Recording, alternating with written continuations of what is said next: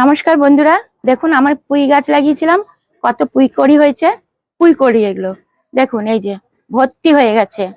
এটা আমি পেড়ে নিয়ে গিয়ে একটা রেসিপি দেখাবো, সম্পূর্ণ নতুন ভাবে। আমি পেড়ে নিচ্ছি আস্তে আস্তে। এই দেখুন, এইভাবে কড়িগুলো আমি পারবো।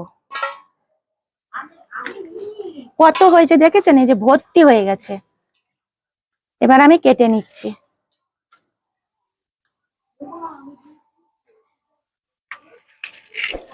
এই যে পেকেও গেছে, এই দেখুন পেকেও গেছে।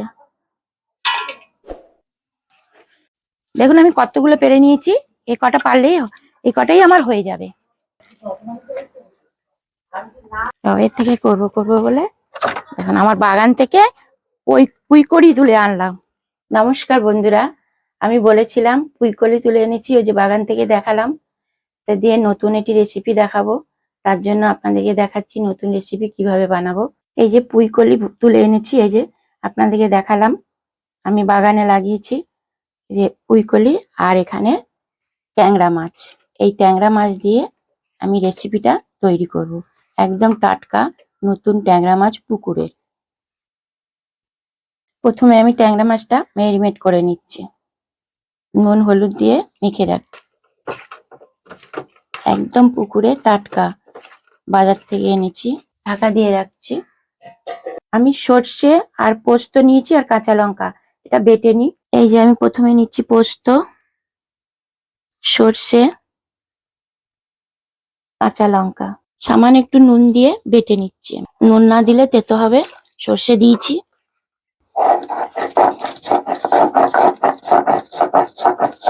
দেখুন আমার মশলা বাটা হয়ে গেছে। এবার আমি কড়া বসিয়ে দিচ্ছি। কড়া গরম হয়ে গেছে, আমি কড়াই সর্ষের তেল দিচ্ছি। সর্ষের তেল গরম হয়ে গেলে আমি মাছটা ভেজে, কড়া গরম হয়ে গেছে, আমি এবার মাছগুলো ভেজে নিই। মাছগুলো একটু লাল লাল করে ভেজে নেব। আমি ট্যাংরা মাছ দিয়ে করছি, আপনারা যে কোনো ছোট মাছ দিয়ে করতে পারেন। আমার মাছ ভাজা হয়ে গেছে, দেখুন লাল লাল করে কড়া করে একটু ভেজে নিয়েছি। তেল দেবো না, এই তেলের মধ্যেই রান্না করব। প্রথমে দিচ্ছি শুকনো লঙ্কা, তেজপাতা, পাঁচ ফোড়ন। এবার আমি পুঁইকড়িগুলো ছেড়ে দিচ্ছি। পুঁইকড়িগুলো একটু ভাজা ভাজা করে নেব, তাহলে কাঁচা গন্ধ থাকবে না। দেখুন আমার পুঁইকড়ি একটু ভাজা ভাজা হয়ে গেছে। পুঁই শাকে কেমন একটা গন্ধ বেরোয় না, ওই গন্ধটা থাকবে না। এবারে আমি এক এক করে দেব। প্রথমে দিচ্ছি স্বাদ মতো নুন, হলুদ দিচ্ছি, আর এই মশলা বেটে রেখেছিলাম পোস্ত আর সর্ষে দিয়ে দিচ্ছি।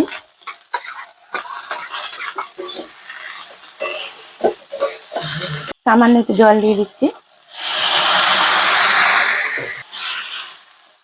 এবার এটা সেদ্ধ হবে, আমি ততক্ষণ ঢাকা দিয়ে রাখছি। ঢাকনা খুলে দেখছি, সেদ্ধ হয়ে গেছে, হয়ে গেছে। এবারে মাছ ভাজা ছিল, ভাজাটা ছেড়ে দিচ্ছি। আপনারা চিংড়ি মাছ পারলে চিংড়ি মাছ দিয়েও করতে পারেন, মোরলা মাছ দিয়েও করতে পারেন, পাঁচমিশালি ছোট ছোট মাছ থাকে সেগুলো দিয়েও করতে পারেন। আবার পেঁয়াজ রসুন দিয়েও করতে পারেন, আমি পেঁয়াজ রসুন আজকে দেইনি, এটাও খেতে ভালো লাগে। আর একটু ঢাকা দিয়ে রাখছি। এবার ঢাকনাটা খুলে নিচ্ছি, হয়ে এসছে আমার। এবার আমি লাস্টে চিনি দিচ্ছি একটু, চিনি না দিলে খাবে না।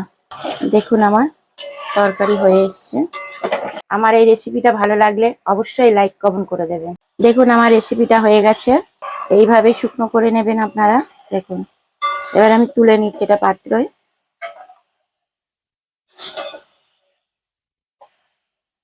ভিডিওটা এখানেই শেষ করছি, আবার আসবো নতুন একটি ভিডিও নিয়ে।